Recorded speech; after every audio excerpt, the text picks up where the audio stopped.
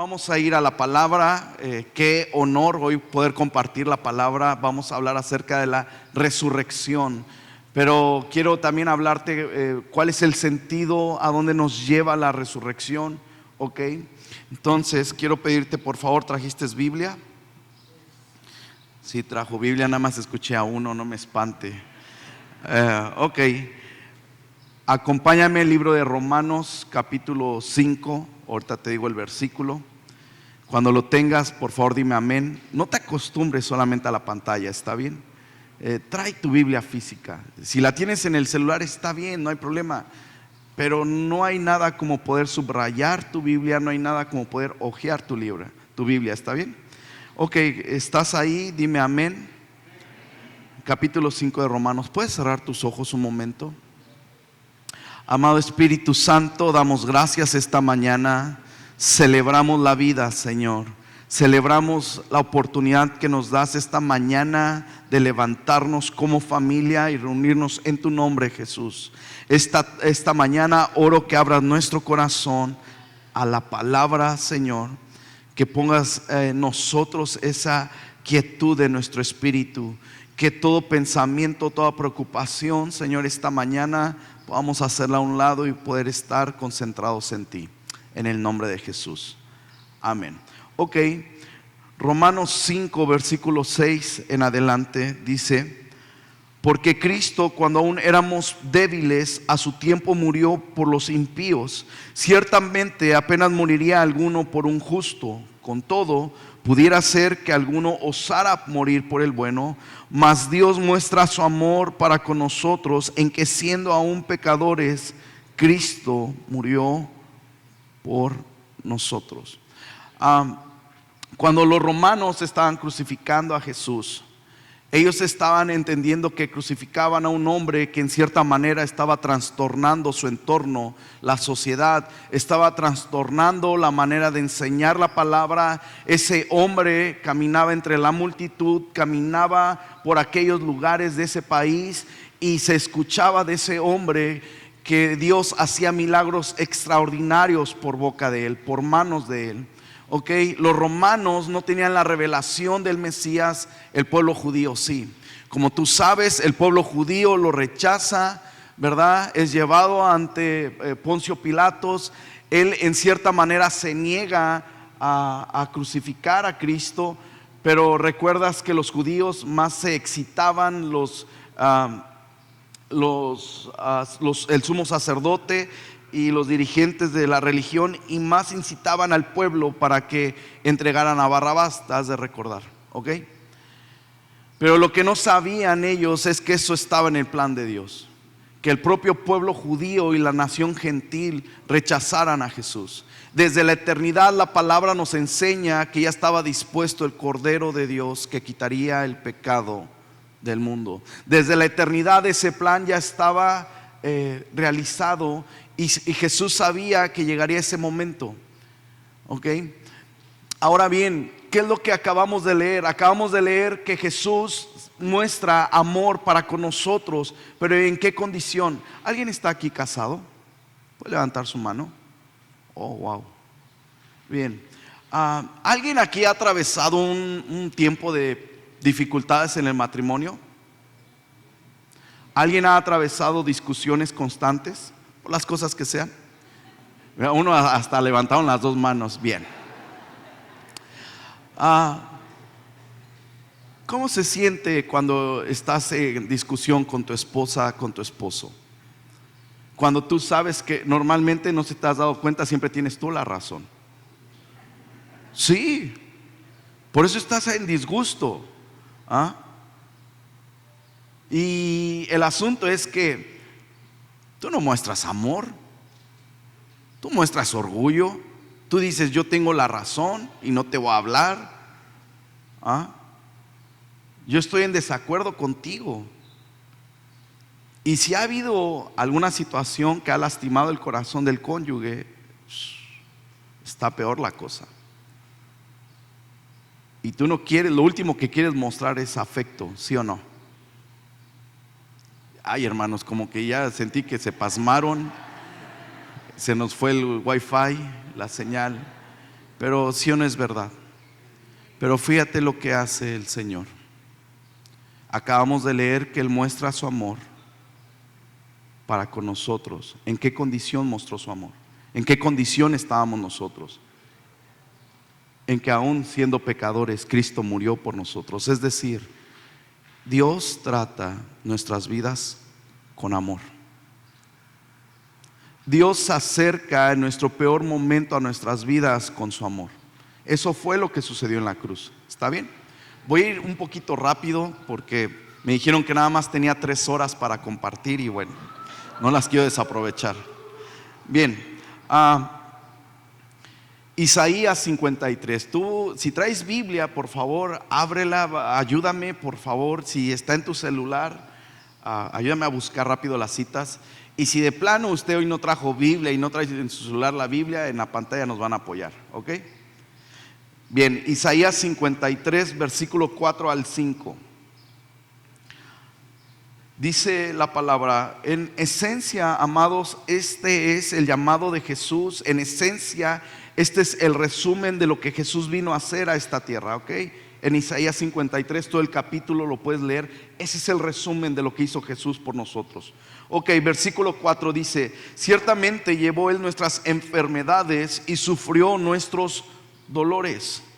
Y nosotros le tuvimos por azotado, por herido de Dios y abatido. Mas Él herido fue por nuestras rebeliones, molido por nuestros pecados. El castigo de nuestra paz fue sobre Él, y por su llaga fuimos nosotros curados. En cierta manera, en la cruz el Señor destruyó nuestro sufrimiento, nuestros dolores, nuestras maldiciones y nuestro pecado. En cierta manera, lo que Jesús venía a hacer era tomar tu lugar, mi lugar, de una manera personal. En cierta manera, Él fue a la cruz de una manera personal. Es decir, Él conocía quién era Enrique. Él sabía lo miserable de mi vida, y Él mostró su amor y tomó su lugar, mi lugar, y Él puso su vida. Pero ahora, no solamente hablamos del sacrificio, ahorita vamos a ir conforme al tema, pero entiéndeme esta parte. Lo que Isaías nos está revelando antes de que Cristo viniera a la tierra, nos está diciendo que iba a haber alguien que iba a pagar por todos esos dolores, por todas esas enfermedades. ¿Sabes que cuando nacemos ya traemos maldiciones? Hay maldiciones generacionales. ¿Conoces a alguien que quizás la abuela fue madre soltera, la hija madre soltera y ahora la nieta madre soltera? ¿Conoces a alguien que el abuelo borracho, el hijo borracho y ahora el nieto borracho? Esas son maldiciones. ¿Conoces a alguien? Ahora ya sabemos que hay enfermedades que se transmiten porque el abuelo, el tío, si hay algún doctor aquí me va a entender. Y Jesús está tratando en la cruz y dice: yo voy a pagar el precio. Y Jesús dice la palabra que Él carga esas maldiciones, porque la palabra es clara y dice: maldito aquel que es colgado de un madero. ¿Ok? Y Jesús, al ser colgado en un madero, se hace maldición. Él, en cierta manera, entiéndeme, absorbe la maldición de este mundo, la maldición que había caído por causa del pecado, y Él la absorbe. Ahora, la palabra dice que Él cargó nuestros dolores, nuestras dolencias. La pregunta es: ¿qué dolencias cargó en la cruz? ¿Cuáles son las dolencias de las que nos habla? Porque tenemos que entender que entonces, si Él ya pagó el precio, ¿por qué entonces yo estoy en depresión? ¿Por qué entonces yo estoy sufriendo en mi mente? Oh, qué fea es la mente. Porque ¿cuántos de aquí no hemos tenido un pensamiento fatalista? Y haces una novela digna de La Rosa de Guadalupe y lo que le sigue. Pero la Biblia habla que Él cargó esos dolores. ¿Sabes? La mayoría de lo que nosotros cargamos hoy día lo sufrimos desde pequeños, cuando más endebles estamos. Por eso, qué alegría saber que los niños vienen a este lugar y son permeados de la palabra. Ayer yo estaba con Lalo y con Vale, estábamos ahí al término de la reunión, y qué gusto saber, estaban los jóvenes y adolescentes ahí en un espacio aquí afuera disfrutando de la iglesia. Porque la iglesia es para disfrutarse. La iglesia no es para aguantarse. Tu vida es para disfrutarse, no para aguantarse. Tu matrimonio es para disfrutarse, no para aguantarse.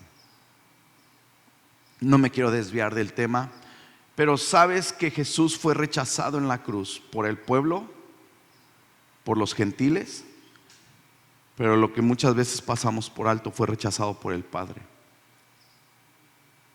¿Te acuerdas cuando está a los pies de la cruz y empieza a decir unas palabras en arameo y dicen, oye, él está hablando a Elías, quizás le está hablando a un profeta?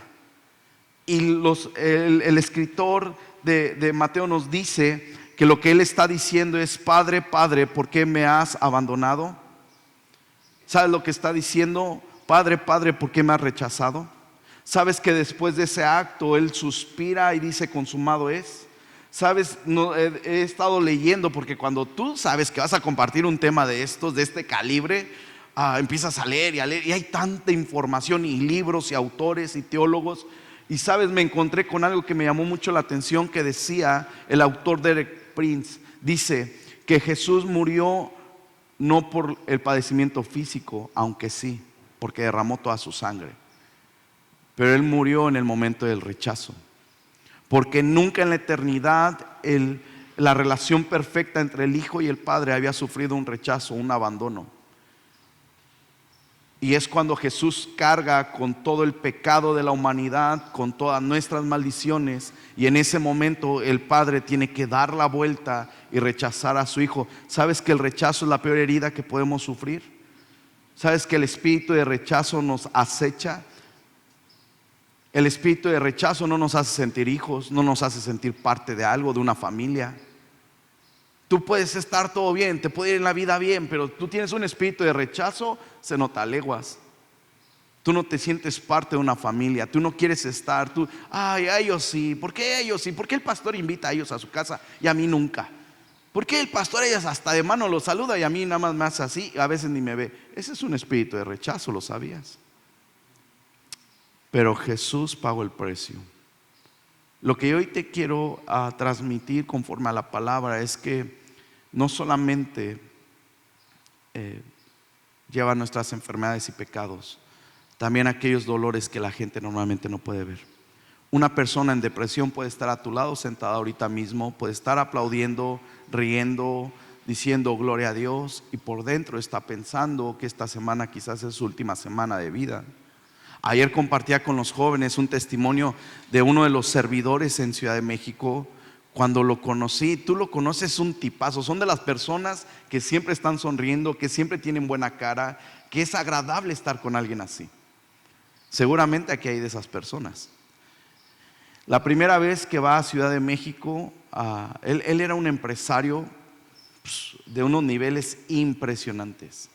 Manejaba millones y millones de pesos. Sus negocios eran estratosféricos. Su familia le hace un fraude. Su propia familia, sus hermanos, le hacen un fraude. Y él empieza a pagar y a pagar y a pagar y a pagar, y se empieza a deshacer de todo lo que tenía. Y llega el momento donde, pues imagínate, después de ser un gran empresario, no tiene nada. Y él ya pensaba en morirse. La primera vez que visita un lugar como este, él dice, bueno, Dios, si tú existes, pues quiero saber si hay algo para mí. La primera vez que pisa un lugar como este, alguien lo recibe con un abrazo y le dice su nombre. Eso fue lo que le llamó la atención.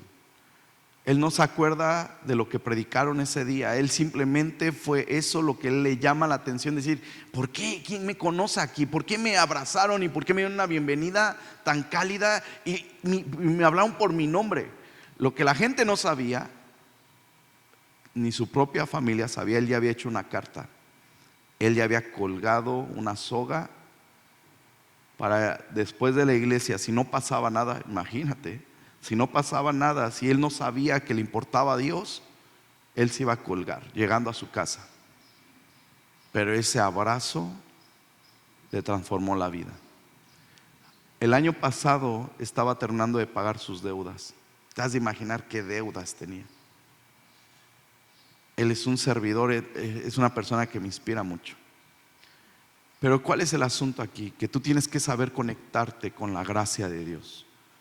Si tú sabes que Dios pagó el precio, que Jesús pagó el precio, el asunto es que no tomamos eso que nos corresponde. Porque si tú te fijas, lo acabamos de leer en tiempo pasado: por sus llagas fuimos nosotros ya curados. Dice, Él cargó, Él se llevó. ¿Sabes que la palabra cargar ahí no solamente quiere decir que cargó nuestros pecados, sino también en el hebreo original habla de las consecuencias?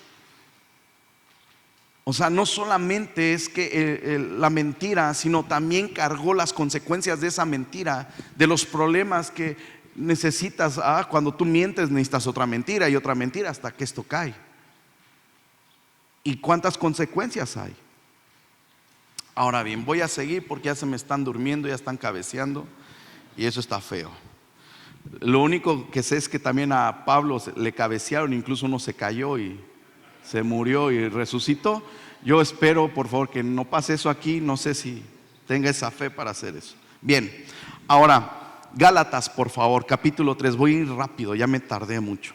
Gálatas capítulo 3, versículo 13 al 14. Amén. Dice la palabra: Cristo nos redimió. La palabra redimir es comprar o significa pagar un rescate. La pregunta es: ¿de qué nos redimió? ¿Estás ahí? Gálatas capítulo 3, versículo 13. Dice, nos redimió ¿de qué? ¿De qué? De la maldición. De la maldición de la ley, hecho por nosotros maldición, porque está escrito: maldito aquel, a todo el que es colgado en un madero, para que en Cristo Jesús la bendición de Abraham alcanzase a los gentiles, a fin de que por la fe recibiésemos la promesa del Espíritu. Ahí está hablando de nosotros. O sea, no solamente Jesús vino primeramente al pueblo, a su pueblo vino, pero dice que los suyos no le recibieron, los suyos lo rechazan, y ahí alcanzamos nosotros salvación, ahí alcanzamos nosotros bendición. Ok, te quiero hablar de la sangre. Yo me preguntaba, y lo había leído en un comentario, decían, ¿por qué si para cubrir nuestros pecados se necesitaba derramamiento de sangre? ¿Por qué tan solo Jesús se hubiera pinchado la mano, una gotita de sangre y se acabó? ¿Por qué tuvo que haber sido toda? Ok, Gálatas. Acompáñame, Levítico, capítulo 17, versículo 11. Ok, voy un poquito rápido, es que si no, nada más apunta si tienes la oportunidad, aquellos que toman nota. Levítico 17, 11 dice, porque la vida de la carne está ¿en dónde? Porque la vida de la carne está en la sangre. Quiere decir que en cierto sentido ahí está nuestra alma.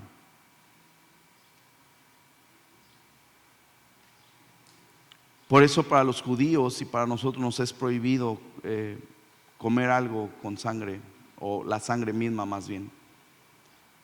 Por eso los judíos cuando ellos van a un matadero, va a un rabí con un cuchillo especial, hace unos rezos antes de degollar las reses y las cuelgan. Yo he estado ahí, yo he visto de lejos porque no te dejan estar ahí, y he visto cómo degüellan la res, las cuelgan y el mayor tiempo posible hasta que ya no escurra sangre. Ellos sabían que Dios había dado una instrucción en Levítico. Te lo voy a leer nuevamente. Porque la vida de la carne en la sangre está, y yo os la he dado para hacer expiación sobre el altar por vuestras almas, y la misma sangre hará expiación por la persona. El sacrificio expiatorio significa purificar, reconciliar, significa también satisfacción. En sí, ¿qué significa la expiación? Ser uno con Dios. Porque el pecado apartaba al pueblo de Dios, pero el sacrificio de la expiación los acercaba nuevamente a Él. Éxodo 30:10. Y sobre sus cuernos hará Aarón expiación una vez al año con la sangre del sacrificio por el pecado para expiación. Una vez al año hará expiación sobre él por vuestras generaciones. Será muy santo a Jehová. ¿Sabes lo que se hacía? El sumo sacerdote, en este caso Aarón, apartaba un novillo, ¿verdad? Él ponía su mano, él pedía perdón por sus pecados, él degollaba ese toro, esa sangre significaba el perdón para él como sacerdote, porque él tenía que entrar una vez al año al lugar santísimo. Pero para el pueblo lo que hacían es que 2 corderos se escogían durante este tiempo y echaban suertes. El sumo sacerdote tenía estos 2 corderos delante del pueblo y lo que hacía era echar suertes, un volado diríamos nosotros. Y si tocaba a uno, ponían la mano sobre ese cordero y empezaban a nombrar los pecados de la nación.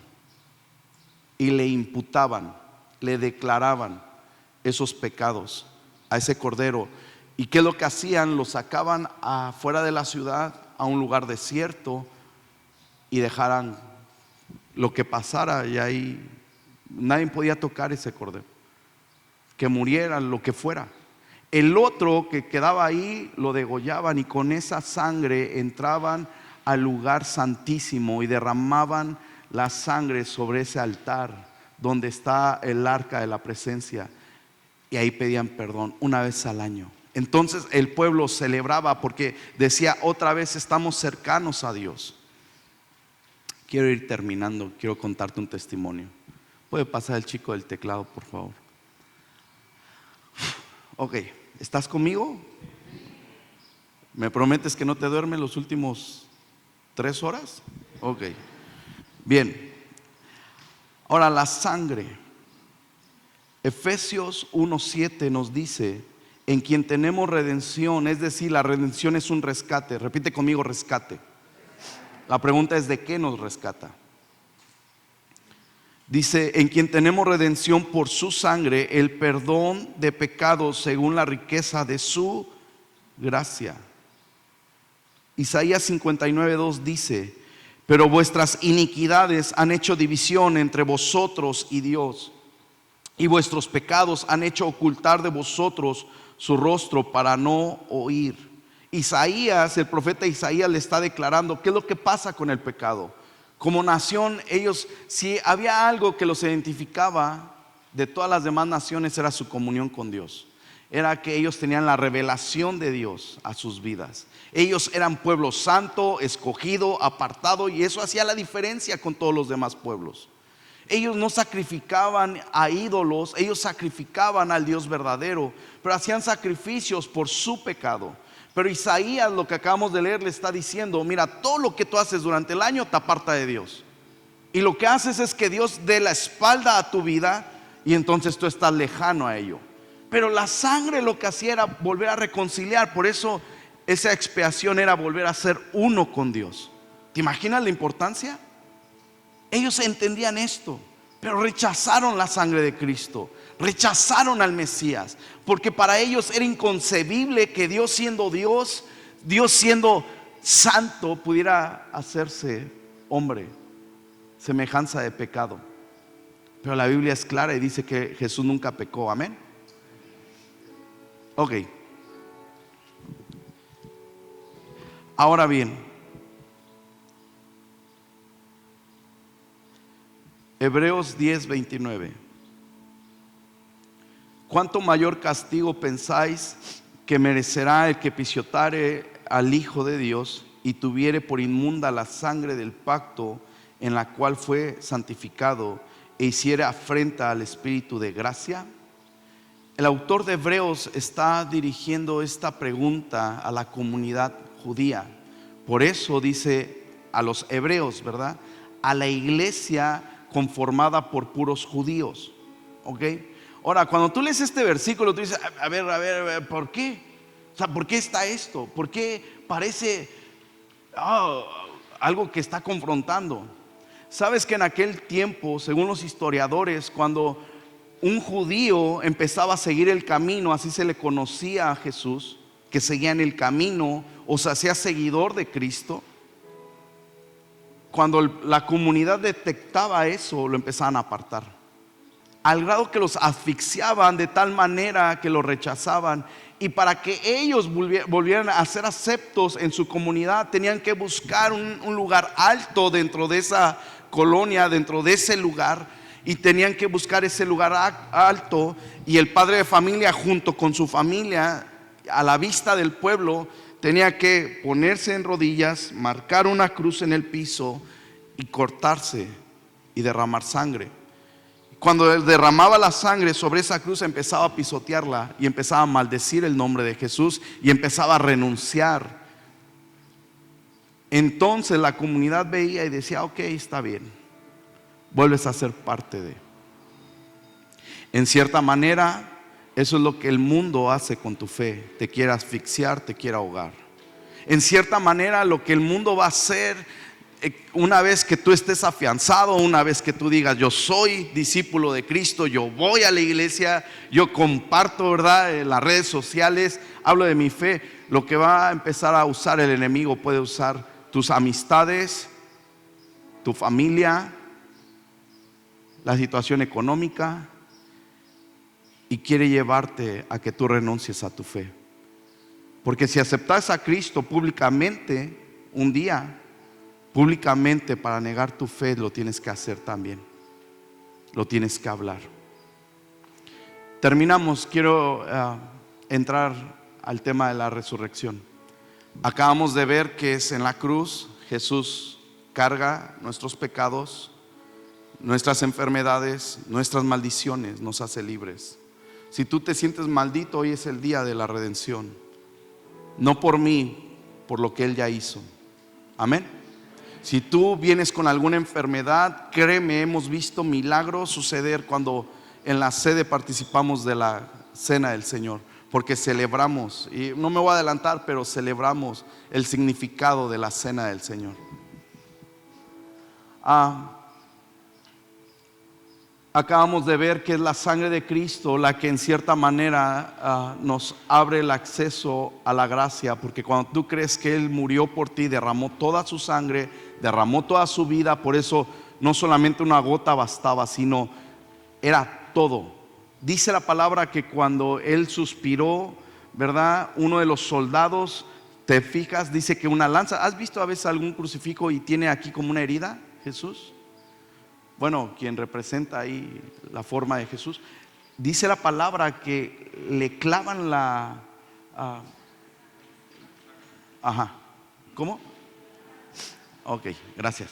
Y dice que quien estaba ahí, dice que vio que al instante salió sangre y agua. ¿Por qué razón? Eso es importante para nuestra fe. Ahí hay un tema de bautizo, una revelación, pero lo importante para nosotros es que dio la última gota de su vida, porque derramó todo y por eso salió agua, porque ya no había más que dar. Y tú y yo tenemos que tener esa certeza que Él tomó nuestro lugar, y por eso es que ahora somos aceptos. ¿Qué es lo que pasa con la sangre? Quiero rápidamente tocar la justificación y la santificación, porque a veces la confundimos. La justificación es un acto que una vez sucede en nuestra vida. Cuando tú vienes, entregas tu vida a Cristo y tú reconoces a Jesús como tu Señor y Salvador, en ese momento la sangre de Cristo te para delante del cielo, y el que te declara justo es el Padre. Te hace justo delante de Él, te declara justo. Es decir, si estuviéramos delante de un juez, estuviera aquí los que me acusan y estuviera aquí mi abogado defensor, Jesús mostraría todas las pruebas para decirle al juez: hey, Él es justo, dale libertad. Entonces el juez justo vería las pruebas y diría: Jesús pagó por Enrique, lo declaro justo. Eso es una sola vez. Somos declarados justos, pero no pasa nada en mi interior. Quizás yo estaba aquí acusado, ¿verdad?, de asesinato, porque odiaba yo a alguien y lo maté. Pero esa declaración a mí no me ha afectado por dentro. Solamente legalmente me está diciendo que soy justo. La santificación es una obra del Espíritu Santo. La justificación es una obra del Padre. ¿Ok? El Espíritu Santo es quien hace algo en mi interior y empieza el proceso de santificación.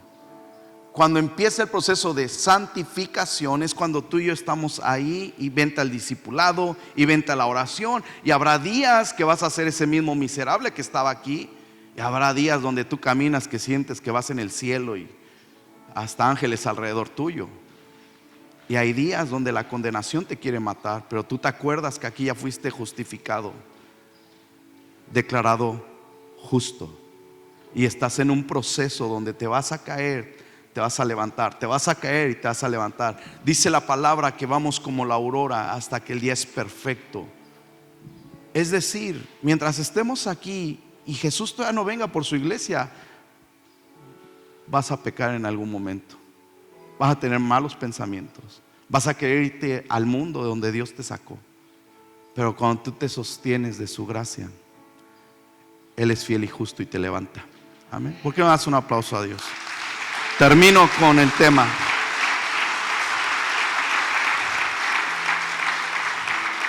La resurrección.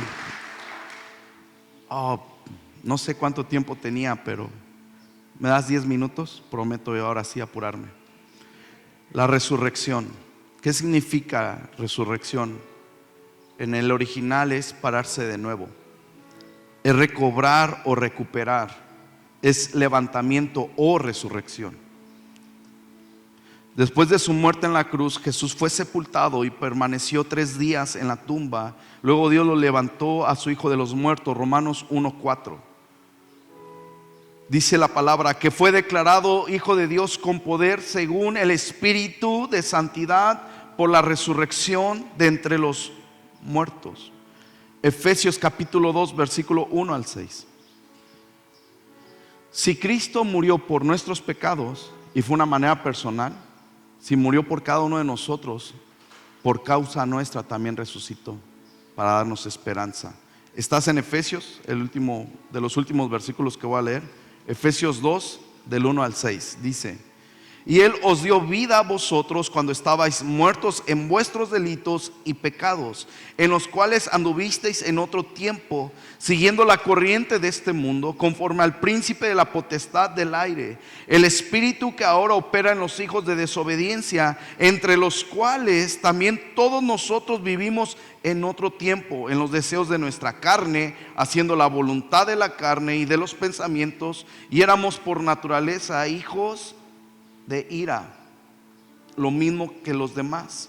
Pero Dios, que es rico en misericordia, por su gran amor con que nos amó, aun estando nosotros muertos en pecado, nos dio vida juntamente con Cristo. Por gracia sois salvos. Y juntamente con Él nos, ¿qué dice?